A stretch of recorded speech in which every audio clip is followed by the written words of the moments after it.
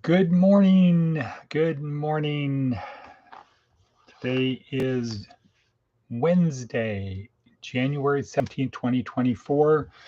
Here we are at Department of Career Services, where we have a simple goal to help you get from where you are to someplace better, from your point A to point B, from the proverbial someday I'll, yes, rock and roll quotes, someday I'll to success landing. That's it. No big deal. Just to help you on your journey to the best life you can live so that you can nurture and share the presence of God within you so that your life is pleasing to God, the Creator. Okay, so that's it. No big deal. And how do we do it? We do it through the worksheet. Let's see if that's not quite. We do it through the worksheet that is linked down below in the description, which also has the instructions on how we do the podcast. But if you go down to the description, please subscribe, share, like, click on the bell. You know the thing. As President Biden would say, you know the thing. Okay, so let's get started.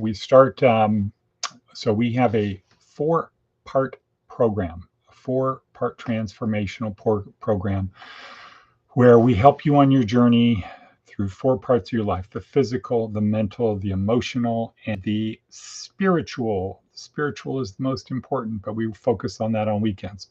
Those 4 parts. During the week, we focus on the 3 parts: physical, mental, and emotional.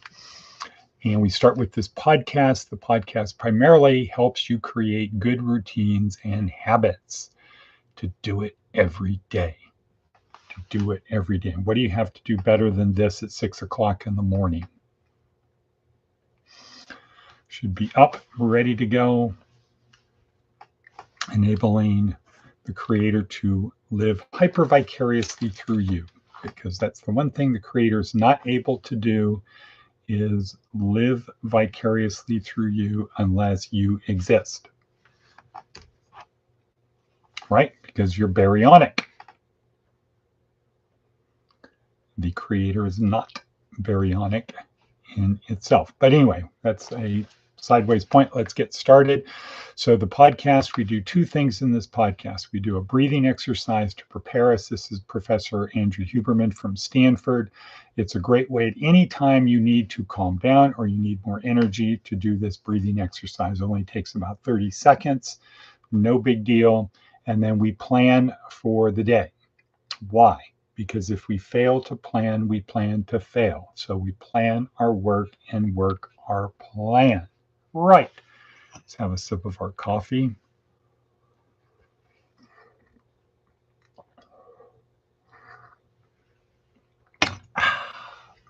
Not too shabby. Okay, today's a big, big, big, big day for me. It's one of those defining point days of, do we go this way or do we go that way? But let's start with our breathing exercise first, then we'll talk about these points in life where we can go this way or that way. And 3, 2, 1, exhale using the core. Inhale through the nose.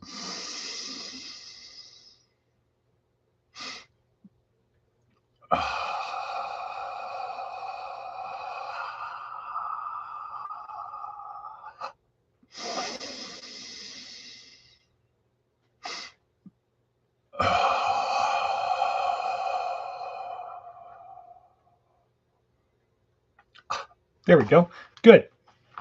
All righty, let's go to our worksheet, which is linked down below. Not right now, though, because I haven't posted today's yet. But it will be. All righty. Man, this is could be our prayer. We could do this. Lord, help me surpass my needs to do more than I understand in order to understand more than I do. That's Rabbi Abraham Joshua Heschel. Okay, bang, bang, boom, planning. Let's start off with this. It's simple. Say as an incantation, not an affirmation, not as a, boy, that would be cool, man. would be cool, Dad. Say something great is going to happen to me today. Something great is going to happen to me today. We learned from Blake Elkers that if you do a routine like that, it helps you remember it. Something great, but I'm putting that stake in the ground. Something great is going to happen to me, nurturing the kingdom of heaven within, happen to me today. Okay, maybe it's something great. Yeah, something great is going to happen to me today. Boom. Planted that in the ground. All right. Always look on the bright side. It's easy to focus on the hole and not the donut. Let's always keep focused on the donut, not the hole. Seek discomfort. Don't seek comfort, seek discomfort. Why? Well, pragmatically speaking, everybody else is seeking comfort. So if you go the other way, you're going to have less people in your way. Clearer path, narrower road, clearer path, easier to get to where you want to go because few people will go that way. They're going to go pick up the cheese. They're going to take the wide road. All right, advice from an 80-year-old. Wave at the children on a school bus. It'll remind you of how you felt when you were on a school bus.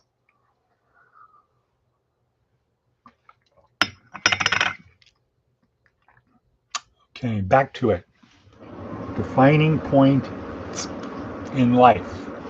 Part of planning, part of projecting, is you can see these forks in the road.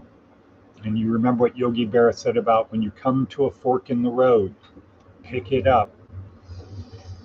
Okay, two roads diverged in a yellow wood, and be one traveler, long I stood,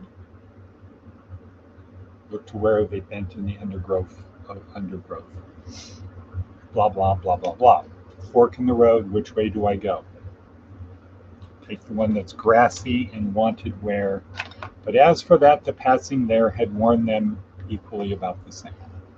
Okay, that's paraphrasing. Paraphrasing. Okay. Okay, so today is Volunteers Breakfast Day. I'm going to have to leave early. I've got to leave at 8:30 to get to Las Vegas for a meeting, a very important meeting with the doctor and one of my most favorite people in the whole world. So I will have to leave at 8:30. Okay, but decisions have to be made. Do we keep having a volunteers breakfast? What about lunch? What about dinner? What about a new building, etc.? Those questions need to be answered. Today, Board of County Commissioners planning meeting. This is vindication about the past 2 years about renewing the conditional use permit. Right. Okay, so up here, important things with Love Thy Neighbor, important things with Rain Man, and important things with the doctor down in Las Vegas, and filing the grant application. Big day, big day. Lots happening, and then going to Trinity Church tonight. So, something great is going to happen to me today. Boom. Okay. Make that as an incantation. Today's theme, the social contract with your employer. Right. This is an important thing. We have social contracts all over the place. What is a social contract? It's a contract. I would say it's a broad contract that involves how people interact socially, not as a transaction or having to do with commerce. It's how we work. Generally, social contracts are not in writing. It's just what we understand. An example would be we have a social contract with our government to protect us as citizens. That was weird.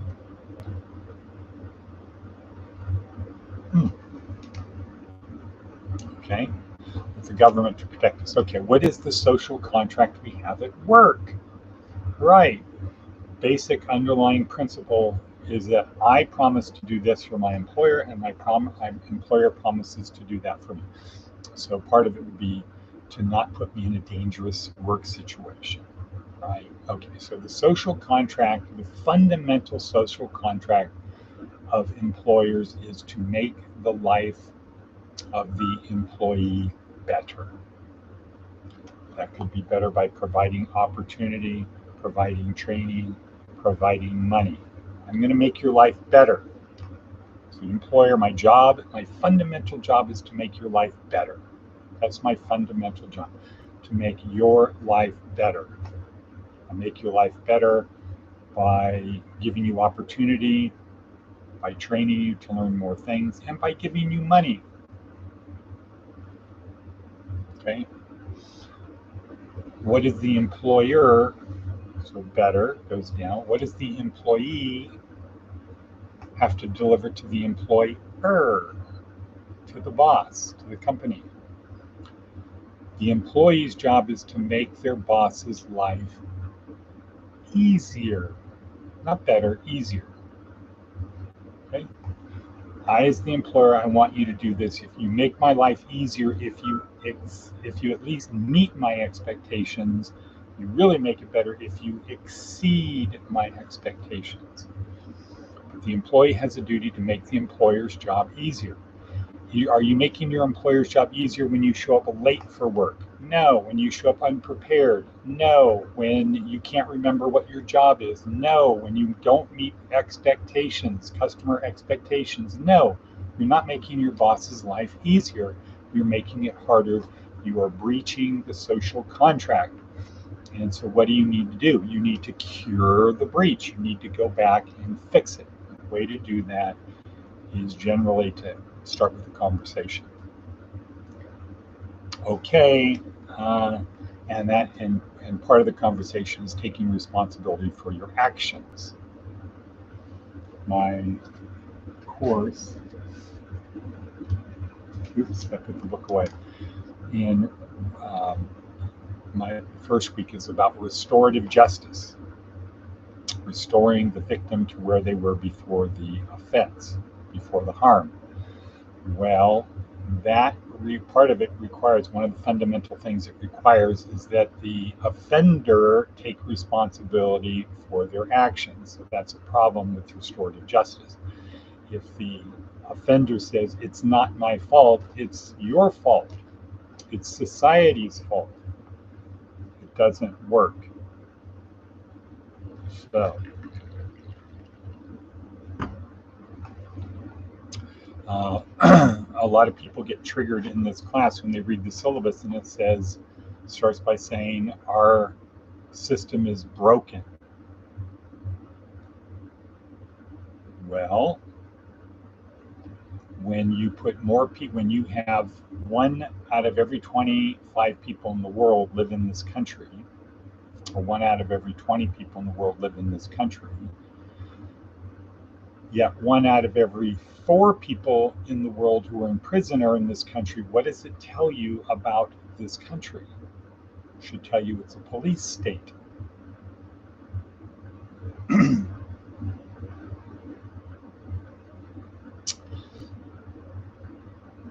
And if we think we're in the land of the free and the home of the brave, but we're actually in a police state, something is broken. Something is broken. But it reminds us of the David Foster Wallace story of the 2 fish swimming along, just swimming along. And an older, bigger fish comes the other way. And as they're passing one of the older fish says, "Morning, boys. How's the water?" And then swims along. And eventually, shortly thereafter, one of these fish says to the other, the young fish says, "What the hell is water?" So I would say, from a restorative justice perspective, or from a this is woke, this is diversity, equity, inclusion, whatever it's called, DEI, this is bad. Well, What does it say when 1 out of every 4 people in prison in the world are in prison in this country? What does it say about this country? And guess what? That doesn't include jail. Jail in Clark County has about 70,000 people go through there a year. The jail in Pahrump, or the police arrest about 10 people a day in Nye County. That is almost 10% of the population. What does that say? It says we're in a police state.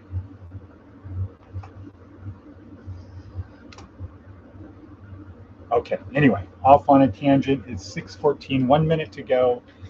Let's go back, look at the worksheet, because it's an important day. Attitude of gratitude. Okay, other things. Any special prayers? Seth Godin. Yep, well, I'll tell you, the worksheet is good. It's another good day. These things don't take long. Most of the videos on here, most of the links are really short things. I've had somebody say, man, I don't have enough time to go through all that stuff. Okay, 2 points. Number one, you don't have to go through all of it. You can go through some of it. Point number two, that most of them are short. They're like 2 minutes. It's a 2-minute read. You can read it, ponder it, contemplate it, digest it, ingest it, digest it, make it part of your daily routine, make it part of your life.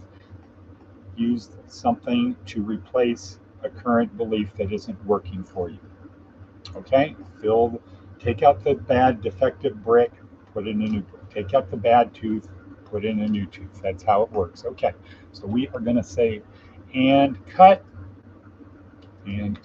boom.